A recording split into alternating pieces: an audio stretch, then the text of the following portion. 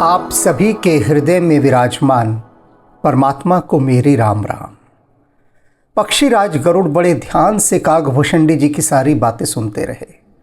किस प्रकार से उन्होंने ज्ञान मार्ग भक्ति मार्ग पर प्रकाश डाला और किस प्रकार वे शरीर और मन के रोगों पर बात कर रहे हैं, उनकी औषधि बता रहे हैं। सब कुछ सुन लिया। सुनने के बाद भीतर ही भीतर कहीं खो गए और कुछ सोचने लगे। क्या सोचने लगे? वे वही सोचने लगे जो बाकी सभी भक्तगण सोचते हैं। क्या सोचते हैं? भक्तगण अक्सर मुझसे प्रश्न करते हैं कि हमें कैसे पता लगेगा कि हनुमान जी, राम जी, भगवान कृष्ण, भगवान शिव या जिस किसी की भी वे आराधना करते हैं, उनका पूजन करते हैं, उनके आराध्य देव, उनके इष्ट देव उनकी प्रार्थना सुन भी रहे हैं या नहीं सुन रहे। भक्तों की ये बहुत गहरी जिज्ञासा होती है कि क्या उनकी प्रार्थनाएं सुनी भी जा रही हैं, और यदि सुनी जा रही हैं तो उसका प्रमाण क्या है। अब यहाँ पर कुछ उसी से ही मिलता जुलता प्रश्न पक्षीराज गरुड़ काकभूषणी जी से कर रहे हैं। वे पूछते हैं कि ठीक है, आपने बता दिया कि ये मन के सारे रोग दूर हो जाएंगे इस औषधि से, इस संजीवनी से। ये जो राम नाम की संजीवनी बूटी है, इससे सारे मन के रोग दूर हो जाएंगे। लेकिन हमें पता कैसे लगेगा कि हमारे मन के रोग दूर हो गए? बहुत मूल्यवान प्रश्न है, बहुत मूल्यवान। क्योंकि प्रत्येक रोगी यह जानना चाहता है कि मैं स्वस्थ हो गया, इसका मुझे पता कैसे लगेगा। पता उसे खुद ब खुद लग जाएगा, लेकिन फिर भी वह चिकित्सक से पूछना चाहता है कि मुझे बताइए। अरे भाई, जब तुम स्वस्थ हो जाओगे तब पूछने की क्या आवश्यकता है। लेकिन फिर भी मन जो है मानता नहीं और वो पूछता है। रोगी पूछता है चिकित्सक से कि क्या प्रमाण है कि मैं ठीक हो गया हूँ या हो जाऊंगा तब। तो चिकित्सक कहता है कि भाई, सबसे पहले तो तुझे ताकत प्राप्त होगी। जब रोगी होता है शरीर तो दुर्बल होता है, शक्ति नहीं होती, शक्तिहीन हो जाता है। तो चिकित्सक उसे कहेगा कि जब तू स्वस्थ हो जाएगा तेरे शरीर में बल की वृद्धि होगी, खूब भूख लगेगी, तू अपने आप को बहुत तरोताज़ा अनुभव करेगा। ये सब स्वस्थ होने के लक्षण हैं।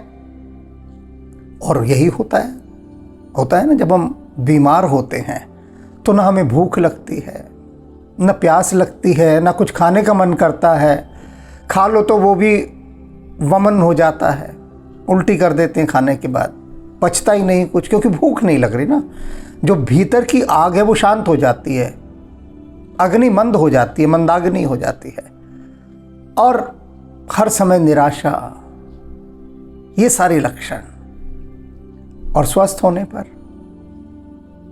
लेकिन मन से कोई स्वस्थ हो गया है, तन के तो लक्षण पता लग गए कि बल आ गया, भूख लगने लगी और एनर्जी का लेवल बढ़ गया, लेकिन आपके मन के रोग समाप्त हो गए। तो ये पक्षीराज गरुड़ प्रश्न कर रहे हैं कि ये मन निरोग हो गया है, ये कैसे जाने। तो काकभूषणी जी कहते हैं, जान ये तब मन बिरुज गोसाई। कहते हैं, हे गोसाई सुनो, ये मन निरोग हो गया है, इसे इस प्रकार से जानना चाहिए। उसका भी लक्षण मैं बता रहा हूँ। बहुत अच्छा प्रश्न पूछा है आपने पक्षीराज। तो हे गोसाई सुनिए, आपका मन निरोग हो गया है, इसका पहला लक्षण सुन लीजिए। जब उर बल विराग अधिकाई, जब आपके हृदय में, उर माने हृदय में, वैराग्य के बल की अधिकता हो जाए तो समझ लीजिए कि आपका मन रोग मुक्त हो गया है। वैराग्य का बल। सामान्य शरीर की बीमारी होती है, तन के रोग होते हैं, तो चिकित्सक यही कहता है ना कि आपको जब शक्ति प्राप्त हो जाएगी तो आप समझ जाइएगा कि आपका रोग चला गया। तो ये कहते हैं मन विराग अधिकाई अधिकता, आधिक्य, कि आपके मन में वैराग्य का बल बढ़ जाए। अब ये वैराग्य का बल क्या है, इसे समझ लीजिए कि वैराग्य का बल कैसे बढ़ता है। मेरे एक मित्र हैं, कैप्टन डॉक्टर अतुल विक्रम श्रीकांत गुप्ता। राजाओं जैसा नाम है, ऐसा नाम आपने सुना नहीं होगा। बहुत दुर्लभ नाम है ये। अब इनके मन में वैराग्य का बल बहुत अधिक है। चिकित्सक हैं, चिकित्सा विज्ञान के डॉक्टर हैं, लाखों लोगों का उपचार किया। जो पैसे दे गया तो ठीक, ना दे गया तो ठीक, घर जा जाकर लोगों का उपचार किया। ये चिकित्सा विज्ञान का मैं इन्हें धन्वंतरी कहता हूँ, क्योंकि इनके भीतर जो भाव होता है, इनका भाव क्या है कि जो रोगी है वो परमात्मा ने मेरे पास इसलिए भेजा है कि मैं जितना भी मेरा ज्ञान है उसके माध्यम से उसको मैं ठीक करूं। तो इनके भीतर जब ऐसी भावना होती है तो दवाई भी काम करती है, और इनकी जो शुभकामनाएं हैं, शुभाशीष हैं, जो ब्लेसिंग्स हैं, वो भी काम करती है। तो दवा और दुआ दोनों इनके माध्यम से रोगी पर काम करती है। डॉक्टर कैप्टन अतुल विक्रम श्रीकांत गुप्ता ये वैराग्य के बल से सुशोभित हैं। अब कैसे वैराग्य के बल से कि इनको एक रिश्वत का बहुत बड़ा ऑफर आया। एक दवाई खरीदी जानी थी, जिस दवाई की कीमत मान लीजिए 100 रुपये थी, MRP जिसको कहते हैं, मैक्सिमम रिटेल प्राइस, यानी 100 रुपये में वो कंपनी दवाई बेच सकती थी। इनके पास अधिकार था कि इनके हस्ताक्षर से ही वह दवाई खरीदी जा सकती थी, और जो ये कहेंगे वो बात मानी जाएगी। तो वो जो प्रतिनिधि था उस दवा कंपनी का, उससे इन्होंने बात की कि बता तो कितने कम से कम में दवा हमें दे सकता है। जहाँ ये काम करते थे जिस कंपनी में, उस कंपनी के लिए दवाई खरीदी जानी थी, तो वो 60 रुपये तक ले आए दवाई को खींचकर कंपनी से। 100 रुपये की दवाई 60 रुपये तक। फिर इन्होंने कहा नहीं और कम कर, तो वो 50 रुपये तक आ गई। अब इन्होंने कहा ठीक है 50 रुपये में आ गई, तो अब इतनी दवाई तू सप्लाई कर दे। तो वो पूछता है प्रतिनिधि कि बिल कितने का बनाना है। तो उन्होंने कहा कितने का क्या मतलब हुआ कितने का? 50 रुपये में बात हुई है। वो कहता बात तो पता 50 में हुई है, लेकिन बिल मैं 100 का ही बना दूँ ना। तो ये बोले कि जब बात 50 की हुई है तो बिल 100 का क्यों बनाएगा? तो उसने कहा अरे डॉक्टर साहब, बाकी 50 रुपये आपकी सेवा के। तो उन्होंने उसको कहा कि भाई सुन, मुझे परमात्मा ने इतना वेतन दिया है कि मेरे परिवार का खूब अच्छा गुजारा होता है, तो ये जो पाप करना है ना, ये तो मुझे मत सिखा। मैं यहाँ पर इस बात का ही वेतन लेता हूँ कि मैं किस तरह से अपनी कंपनी का हित कर सकूँ, और ये मैंने हित कर दिया आधी कीमत करवा के, तो ये मुझे नहीं चाहिए, और तू 50 रुपये का ही बिल बनाएगा। अब वो जो प्रतिनिधि था वो डॉक्टर साहब को बजाय कि सम्मान की दृष्टि से देखे, वो ये सोच रहा था कि कैसा मूर्ख आदमी है, इतना बड़ा अवसर मिल रहा है। होता क्या है, जो हिमालय पर्वत है ना, वो छोटे से दर्पण में भी छोटा ही दिखाई देता है। ये संस्कृत का एक श्लोक है जिसका अर्थ मैं बता रहा हूँ कि जिसका हृदय, जिसकी दृष्टि छोटी हो, यदि वो हिमालय पर्वत को भी देखेगा तो वो भी इतना सा दिखाई देगा। तो इतना महान गुण, बजाय कि वह उसके प्रति नतमस्तक होता, उसने यही कहा कि इससे किसी को कोई फर्क नहीं पड़ना, ना कंपनी को कुछ पता लगना। डॉक्टर साहब ने कहा बिल्कुल सही बात है, किसी को कुछ पता नहीं लगना, लेकिन राम जी को सब पता लगना है। तो इसलिए उन्होंने ऐसे न जाने कितने प्रस्तावों को ठुकराया। इसको वैराग्य का बल कहते हैं। ये वैराग्य है, ये वैराग्य है। देखा होगा ना, कितने बड़े बड़े नेता, अरबों खरबों रुपया की बात उन पर कही जाती है, उनके पास रखा है अरबों खरबों। छोटे छोटे से क्लर्क पकड़े जाते हैं जिनके पास करोड़ों रुपए कैश मिलता है, तो इनके पास तो वैराग्य का कुछ भी बल नहीं है। सरकार ने जो बड़े बड़े पदों पर लोग बैठे हैं या छोटे पद पर भी हैं, जो भी सरकारी नौकरी में है, सरकार उसको इतना दे देती है, इतना दे देती है कि उसके बाद उसको रिश्वत लेने की कोई आवश्यकता नहीं रहती। ना वो भूखा मर सकता, ना वो बिना कपड़ों के रह सकता, ना बिना घर के रह सकता। सब कुछ सरकार का मतलब भी क्या है कि अगर आप सरकार की सेवा में चले गए तो सरकार आपके सारे सुख दुखों का वहन करती है, सब ले लेती है।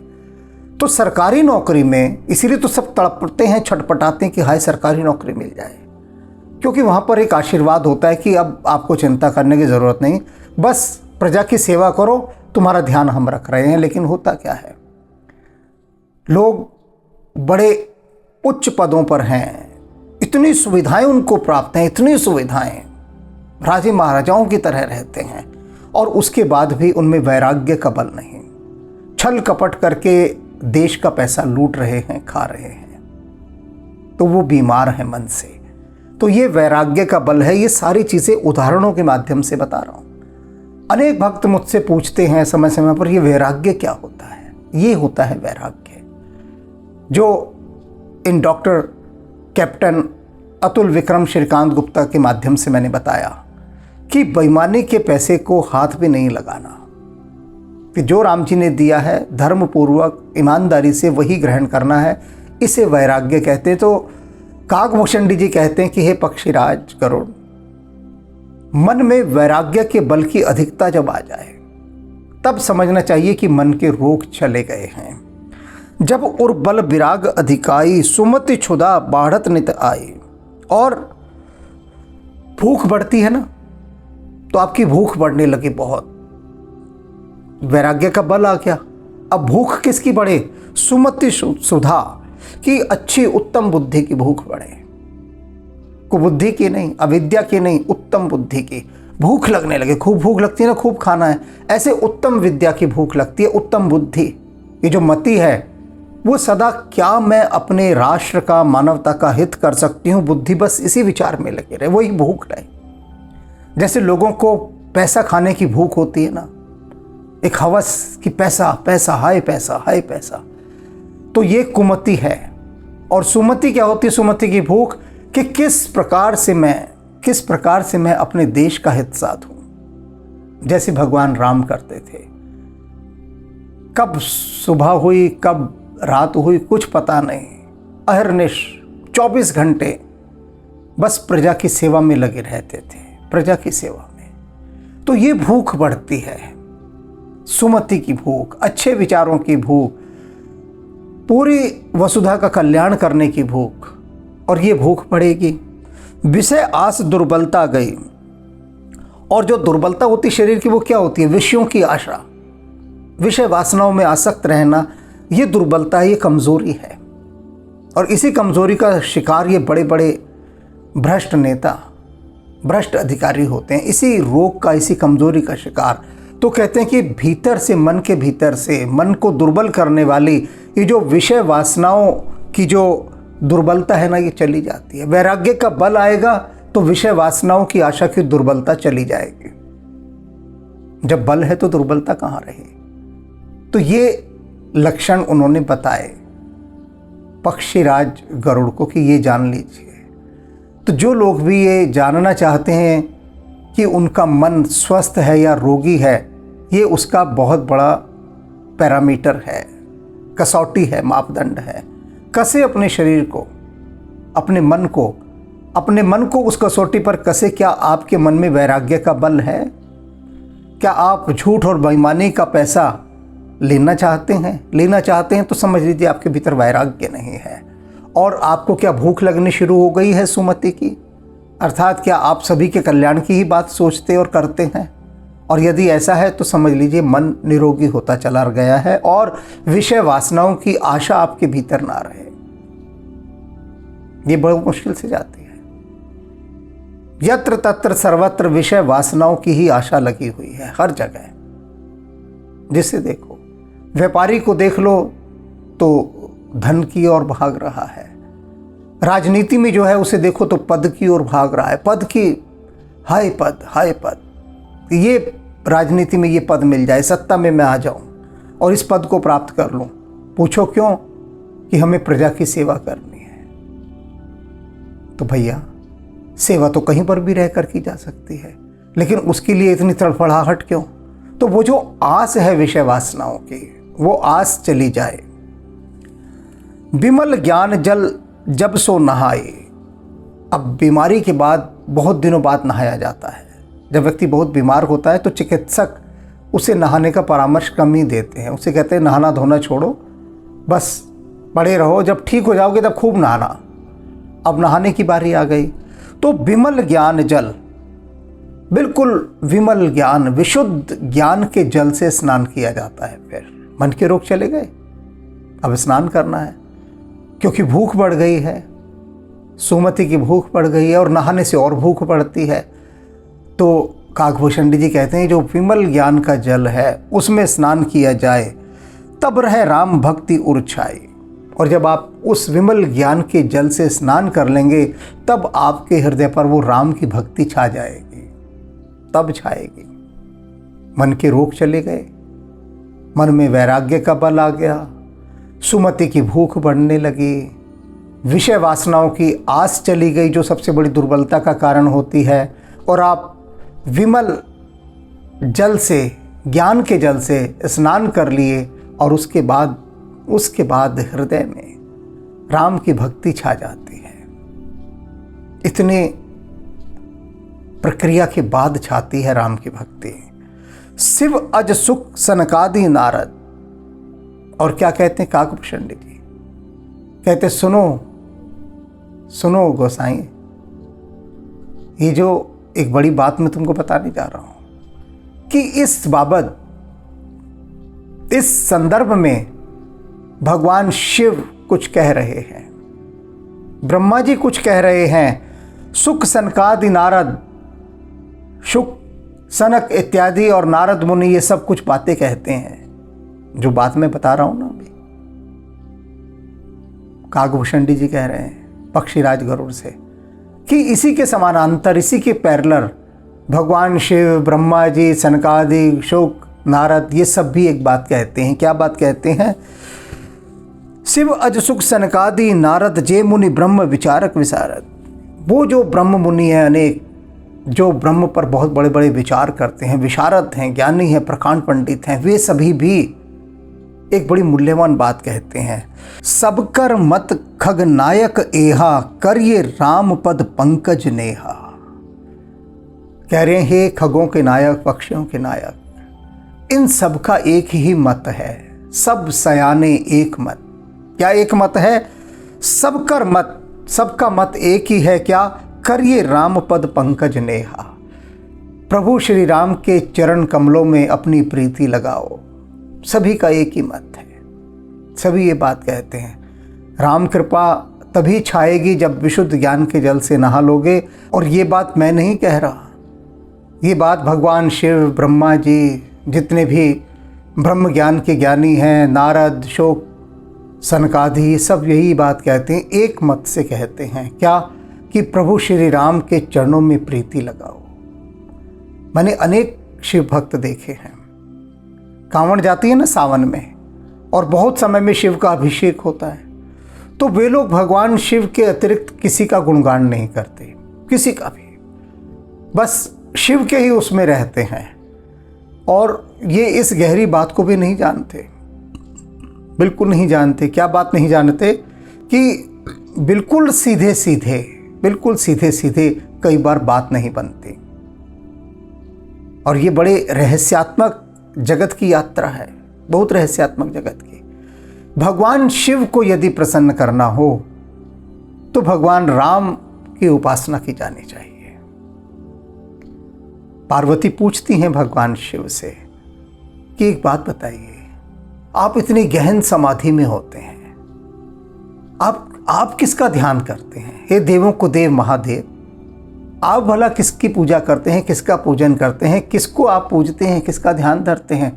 तो भगवान शिव कहते हैं कि मेरे हृदय की मानसरोवर की झील में जो राम रूपी हंस हैं, मैं उनका ही ध्यान करता हूँ, मैं राम का ध्यान करता हूँ।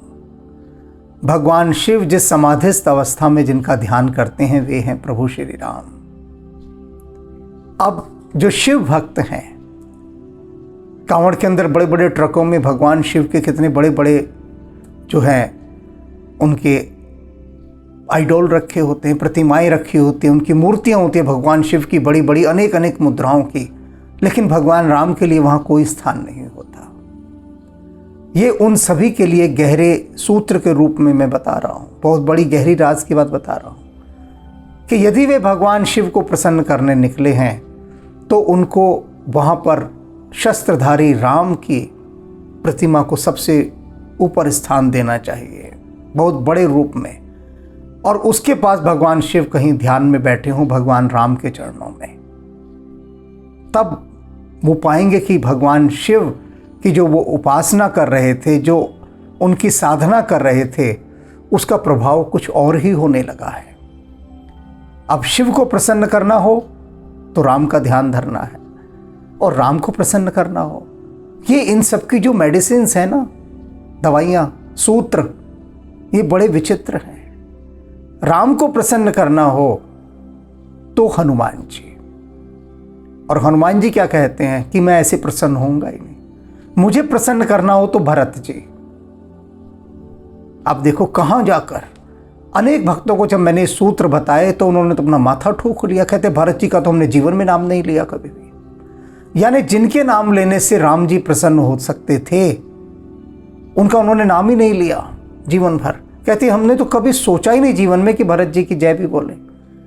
और मैंने कहा इसीलिए हनुमान जी ने हमसे ये आध्यात्मिक उपन्यास लिखवाया, भरत की साधना। विश्व का एकमात्र उपन्यास है ये भरत जी के ऊपर, एकमात्र पुस्तक है समझ लीजिए, एकमात्र ग्रंथ है, अभिनंदन ग्रंथ है ये जो आध्यात्मिक उपन्यास है भरत की साधना। अभी एक महिला मिलने आई मुझसे ऋषिकेश में, वो 10 वर्षों से बिस्तर पर है, उठ नहीं सकती। उन्होंने अपने पति से कहा कि बस एक मेरी इच्छा पूरी कर दीजिए कि मुझे ईशान महेश से एक बार मिलवा दीजिए, बस और कुछ नहीं चाहिए। तो संयोग से उनको पता लगा कि मैं ऋषिकेश आया हुआ हूँ, तो वो अपनी पत्नी को लेकर गाड़ी में आए। वो गाड़ी कार से उतर नहीं सकती थी, वहीं बैठी बैठी मैं उनके पास वहीं मिलने गया। तो उन्होंने मुझे कहा कि भरत की साधना को शुरू करने में, ये जो आपका आध्यात्मिक उपन्यास है, मुझे 1 महीने का समय लग गया। तो मैं उनकी तरफ देखता रहा, मेरी आंखें कह रही थी कि 1 महीने का समय लग गया। कारण शब्दों से मैंने कुछ नहीं कहा, बस अपनी आंखों से ही पूछा। और उन्होंने कहा कि मैं जैसे ही इसको पढ़ने बैठती, इसका अध्ययन शुरू करती, बस कुछ पृष्ठ पढ़ने के बाद ही मेरा रोना ही नहीं रुकता था, और मैं रोती ही रहती थी, फिर बंद कर देते थे। और 1 महीने तक यही क्रम चला, 1 महीने तक। और उसके बाद मैंने आपका कोई वीडियो देखा जिसमें आपने कहा कि यदि इस तरह से कोई ऊर्जा उठती रहे तो हनुमान जी से उस ऊर्जा को शांत करने की प्रार्थना करनी चाहिए।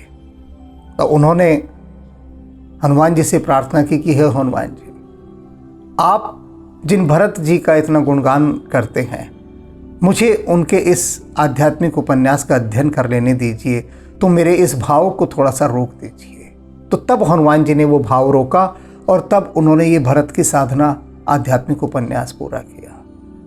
और उनका ये कहना था, सभी खंड पढ़ चुकी हैं वे, उन्होंने कहना था कि ये जो भरत की साधना है, इसके बाद तो मेरे भीतर जैसे भरत जी प्रकट ही हो गए हैं। और मुझे लगता है, साफ लगता है कि राम जी मुझसे अब बहुत प्रसन्न हैं, क्योंकि भरत जी को मैंने प्रसन्न कर दिया है। भरत जी मेरे हृदय में विराजमान हो गए हैं। कि आप कहते तो हैं आप सभी के हृदय में विराजमान परमात्मा को मेरी राम राम, लेकिन मेरे हृदय में तो अब भरत जी विराजमान हो गए हैं। और भरत जी जहाँ हैं उनके लिए तो कह ही दिया है राम जी ने हनुमान जी से कि तुम मम प्रिय भरत सम भाई, कि तुम मुझे भरत के समान प्रिय। सर्वाधिक प्रिय राम जी को भरत जी थे, भरत भाई। अब ये जो औषधि है कहाँ जाकर काम करती है, तो इसीलिए ये बता रहे हैं कि राम के श्री चरणों में प्रीति लगाना।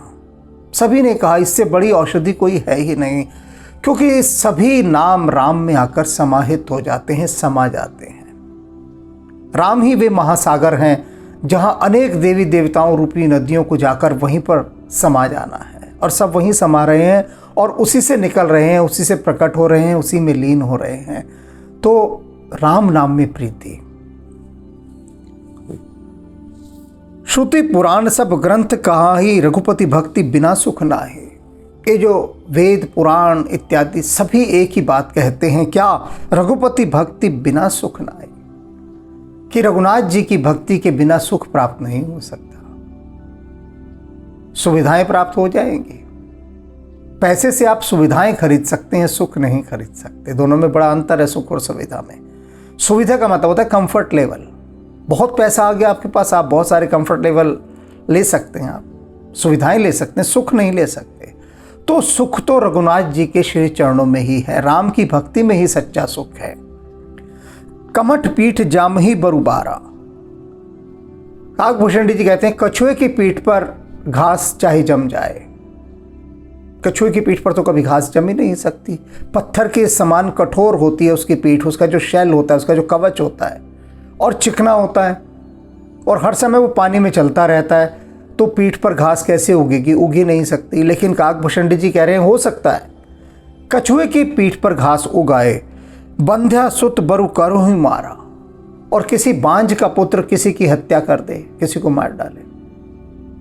अब कोई कहे कि भाई उसने उसको मारा, ये उस बांझ का पुत्र है, तो लोग कहेंगे अरे बांझ का भी कभी पुत्र होता है क्या?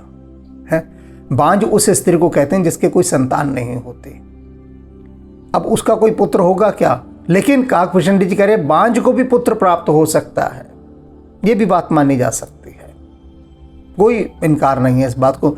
ये असंभव घटनाएं हैं जो हो सकती हैं, असंभव घटनाएं। अब कछुए की पीठ पर घास उगना असंभव घटना है, लेकिन कह रहे हैं ये भी हो सकती है।